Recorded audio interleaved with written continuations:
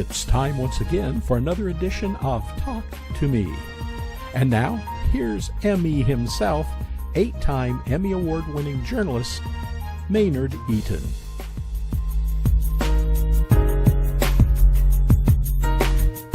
Hello again, my friends, and welcome to Talk to Me, our weekly conversation with business, political, and cultural leaders of Atlanta and the country. Today, we have one of the best. His name is Hank Stewaert, probably Georgia's, if not the nation's, premier poet. Hank, thanks for joining us. Look, let me just thank you. I was talking to you before we got on air, and I wanted to say this on air. Thank you, Maynard, for everything that you've ever done for me. My White Linen Affair is approaching 20 years this year. It's 19 years. And you have been there from the beginning.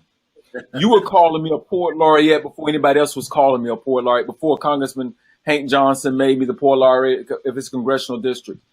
Thank you. I keep speaking it because everything you speak seems to come into fruition. So I can't wait for you to say more because obviously it's down the road. So thank you for everything, man. I really appreciate it.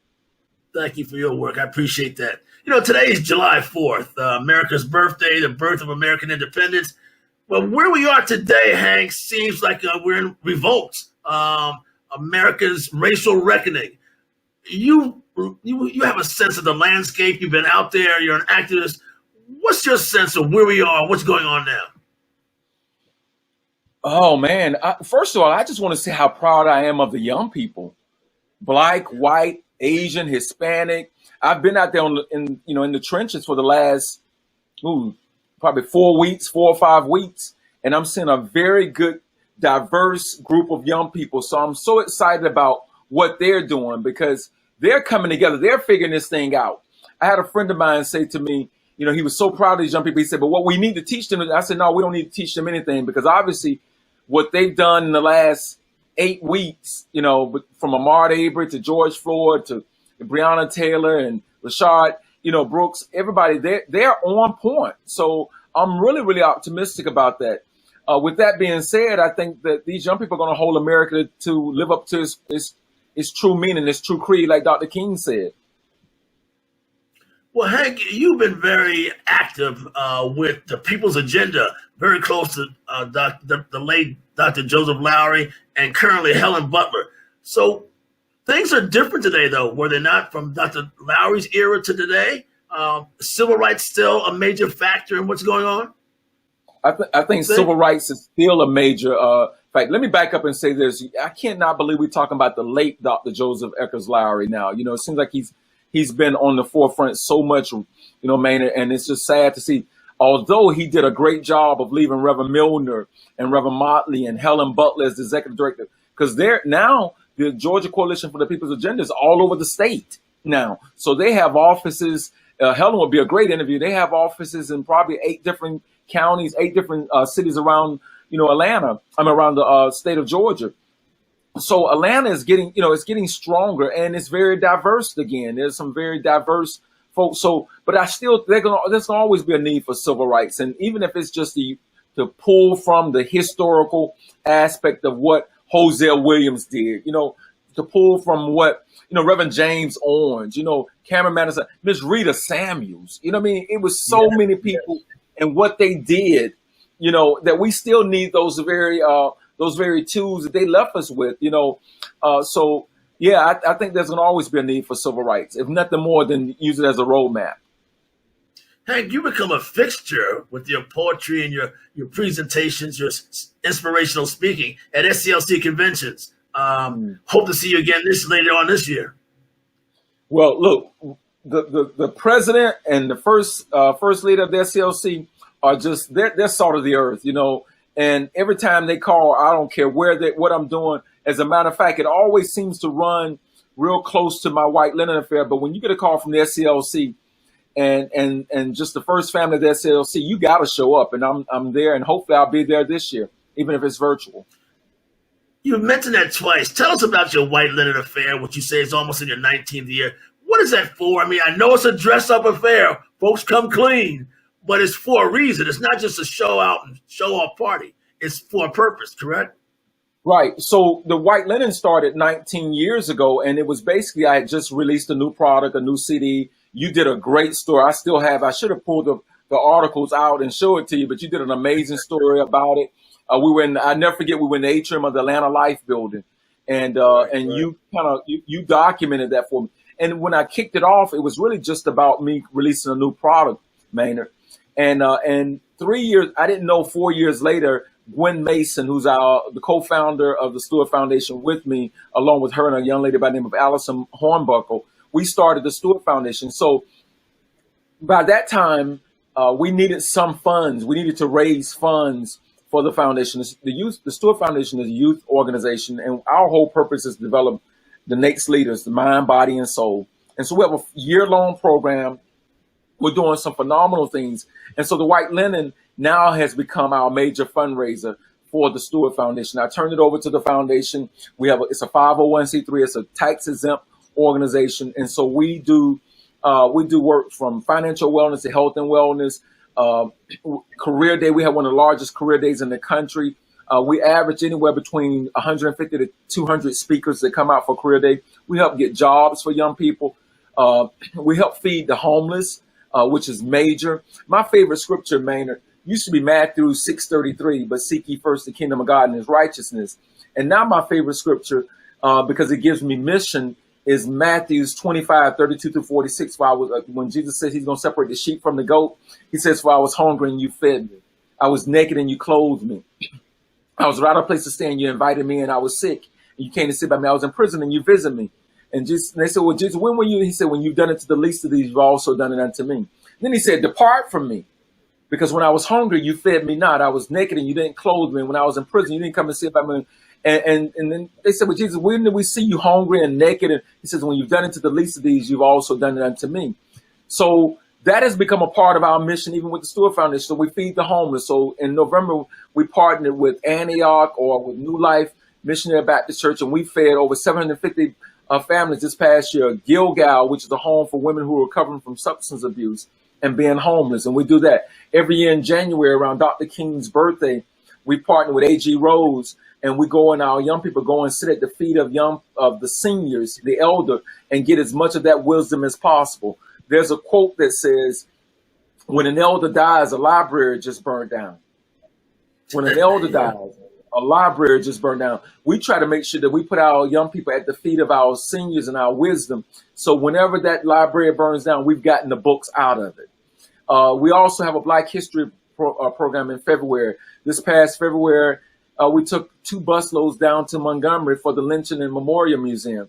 We do a women's history program every year. We've had great speakers like the late Miss Evelyn Lowry and Judge Hatchett and Judge Penny and Elizabeth Omalami. And we just had Hadia Nicole Green, a young lady who's got the treatment to cancer, and Melanie Maddox, the very first sheriff of DeKalb County. Then we do, etiquette workshops and anti-bullying workshops. I mean, we do something every single month all year long, and we just started 2 new programs in this pandemic. Man, we didn't fold our tents and leave. We ended up starting something else. So now we have Toastmasters, ongoing Toastmasters. All these programs are free to young people, completely free. We also have now an entrepreneurs program being taught by a young man by the name of Alan Bell, who graduated from Northwestern University and Kellogg, got his master's at Kellogg. And now we have, because the young people were protesting and picketing and thought that we were pretty judgmental during this whole time of unrest. And I had several young people come to me and say, Mr. Stewart, we just didn't like the way you all were talking to us and how y'all treated us. And so we started a new organization, and it was true. They were right, Maynard. They were right. We were very judgmental. And I say a lot of my friends, I call them sofa advocates, because all they did was advocate from the sofa. These young people in the street, right? They were sofa advocates. And so we started a new phase of the Stewart Foundation from young people under 40 and over 20. And guess what we call that, Maynard? Bridging the gap, taking the torch. Bridging the gap, taking the torch. So we're teaching them to bridge the gap, but they're taking the torch and they're running with it. So we're excited about all the programs we have. So the White Linen Affair, that funds all of that. Will it be held again this year despite the pandemic? or will you have to postpone it? It's going to be virtual. It's going to be a virtual. We have, guess who we have performing in a virtual concert? Norman Brown, Grammy Award-winning guitarist Norman Brown. We're honoring Ms. Zanona Clayton in her 90th year. We have a fashion show. We have an evening with Hank Stewart and friends. So I got some of my friends. We're going to come over. They're going to record, and we're going to be in a social distancing. So you get an opportunity to see all kind of things. A fashion show. You got Judge Penny Brown Reynolds, who's going to do our Sunday morning worship. Our kids will still have their white linen affair. We have young people who are graduating from high school. So we're going to do a caravan, because every year our seniors who graduate, we give them a Foot Locker, Maynard, full of everything they need to start college. Bedding, school supplies, printers, clocks, everything they needed for their dormitory rooms. And so we're going to do that this year. So yeah, it's, you know, I'll be honest with you, outside of hearing people who have lost their lives and people who are sick, COVID has made us better, because now we're finding ourselves now in a virtual situation, and we're able to offer more services to young people all over the world, not just the city of Atlanta, the state of Georgia, and the country, but all over the world now. So we're better. Well, it's interesting. We wouldn't have been prior to the pandemic. We would not have been doing a show like this online. Right. Now colleges will be teaching classes online.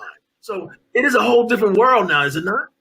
It's a whole different world, and it's a better world in some cases. You know, I feel like I'm more productive because, you know what, Maynard, I can actually have 5 meetings before noon versus having to drive 5 different places and have the meeting. So it's making me even more productive.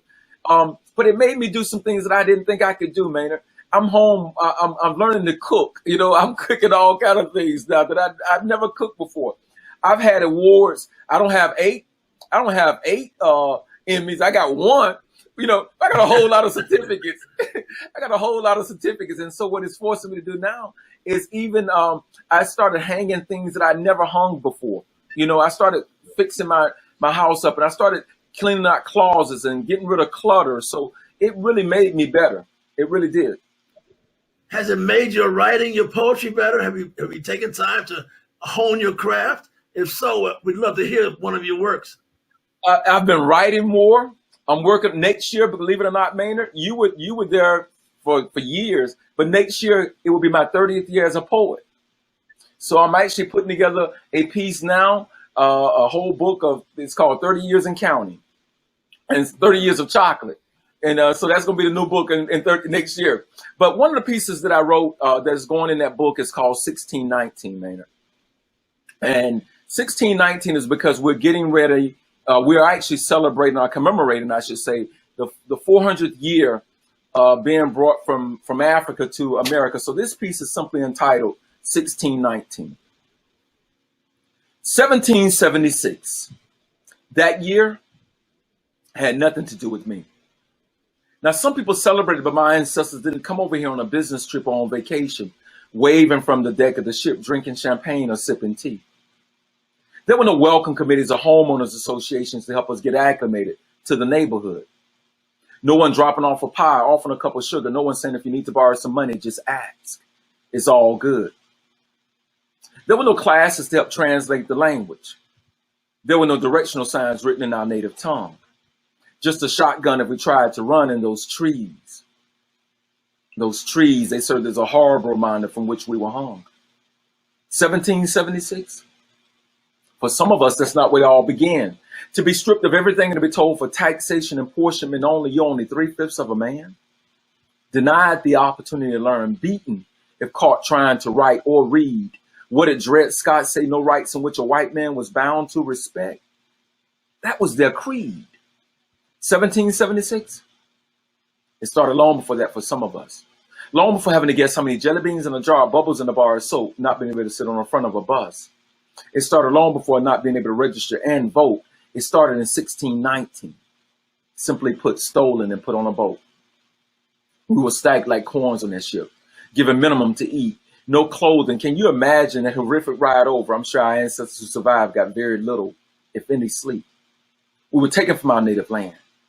Our families were destroyed. Babies separated from their parents in 1619. Maynard, wait, was it 2019? 400 years later, don't you ignore. Don't ignore babies being put in cages, families being destroyed while today's master don't want to pay for health care or livable wage. Okay, I digress. 1619, our ancestors were strong and they were brave. Some so brave they jumped from the ship knowing they couldn't swim, but they knew death was better than being a slave. And in spite of it all, our ancestors continue to thrive. In spite of being created by laws like the Emancipation Proclamation, 13, 14, 15th Amendment, and the Voters' Right of 1965. In spite of needing Brown versus the Board of Education, our ancestors never lost their faith or their determination. So they built schools and colleges, became doctors, scientists, attorneys. And for us to be where we are today, we should all stand and applaud. But the real reason our ancestors survived, because they knew their God was God. I mean, if it wasn't for 1619, America wouldn't be a fraction of what it is today. We tore the land, handled the cattle, only to be treated like prey. Our great-great-great-great-grandmothers nursed their babies, only to be raped in the middle of the night. The next morning, she had to act as if nothing had even happened while preparing breakfast for master, the kids, and his wife. I mean, if you're going to tell it, then please tell the whole story. Not just bombs bursting in the air when we put our hands over our heart and we salute old glory. Talk about we fought on front lines and wars, dying for this country, trying to defend. If we only knew when we returned to this country, even as veterans, our blackness was still considered a sin. Talk about how we needed papers just to walk down the street. Papers that said we were free. And we need those papers even when we were asleep. If you're going to tell it, talk about the good, the bad, the ugly of American history. How you stole a whole country and a people. And 400 years later, we're still fighting to be free. So what, you help elect President Obama? For what you all allow people, that's not even a drop of cold water in a hot bucket. I mean, what about Emmett Till, Black Wall Street, the bombing of the 4 little girls? And you think we should just throw our hands up and say, bump it? I know you say it's been 400 years. Why don't we move on? Why don't we let it go? Why don't we just quit? But you want us to remember everything else. 9/11, dead presidents, the Holocaust. Yeah, I said it before. I take it back. I add more to it. You create laws and legislation. But you're consistently inconsistent because you turn around and you break your own rules. We're putting you on notice. We come to get what is rightfully ours with interest. And the way you treated us in 1619, it's more than 40 acres and a mule. The piece is titled 1619. Powerful, man. And how apropos for July 4th. Exactly right. Exactly right. Hank, tell me, where in the cultural landscape does poetry fit? What does poetry do for us, to us, and why do you do it? Poetry. Poetry is the only thing that I know, man, that can make its way into any and every program. If somebody has a child, they want to write about it, how beautiful the experience was in carrying the child. You know, your first child, your first love. You know, if somebody dies, they want a poem that captures how much they love that person on the back of the obituary or somewhere it opens. A great speaker will open from a line from a poem or close with a line of a poem. It has a tendency, it has a way to make its way to anything and everything that is important to us. I didn't choose poetry. God chose poetry for me. I was a manager for UPS. I'll never forget, November the 7th, 1991, had never written a poem a day in my life. You know the story, man, and I've told it to you on a couple of occasions. And that was the day that I woke up. I was manager at UPS. I'd come home. I was working third shift, went to sleep, woke up around 5 o'clock that evening, getting ready to go back to work. Turned on the news, and the news was the news, man. Murder, carjacking, inflation, all the typical things you hear on the news. The weather came on. They were talking about floods and tornadoes. It was horrible. And I'm a sports junkie, love football, basketball, baseball, race car driving, hockey, soccer, tennis, everything. I'm not watching any football now because I've been boycotting since Colin Kaepernick since 2016. But anyway, I love sports. Well, that was the day that Magic Johnson declared he was HIV positive. And I had never in my life seen the news so bad. So I started doodling on a sheet of paper, and the very first poem that God ever blessed me with was a piece that's called Can You Hear Me? And the poem was very simple. And it says, Lord, there's times when nothing is going right. Lord, there's times I can't find anything good to talk about. Lord, there's times when I cry, I wonder, did you hear me? Lord, there's times I've fallen, I wonder, did you see me? Can you hear me, Lord? Can you hear me? Just give me a sign. And very softly, he spoke to my heart. He told me about Calvary, and this is what he said. He said, Hank, do you know they slapped me across my face because I heard your cry? They pierced me on my side because I heard your cry. They spit on me because I heard your cry, and I died on a Friday because I heard your cry. but I rose on a Sunday because I heard your cry. Now, my child, you have it all simply because I heard your cry. I wrote that November 7, 1991. I've been writing ever since then, bro. We love you, brother. Thank you so much. I love you. You're a true cultural icon. You really are. And we appreciate you. And thank you for joining us on Talk to Me. God bless you, Hank. And thank you for doing what one of my favorite quotes. The quote says, "It is the responsibility of the conscious to make the unconscious conscious of their unconscious behavior." Thank you, Maynard, for keeping us conscious, bro. My man. Ladies and gentlemen, see you next week. Talk to Me.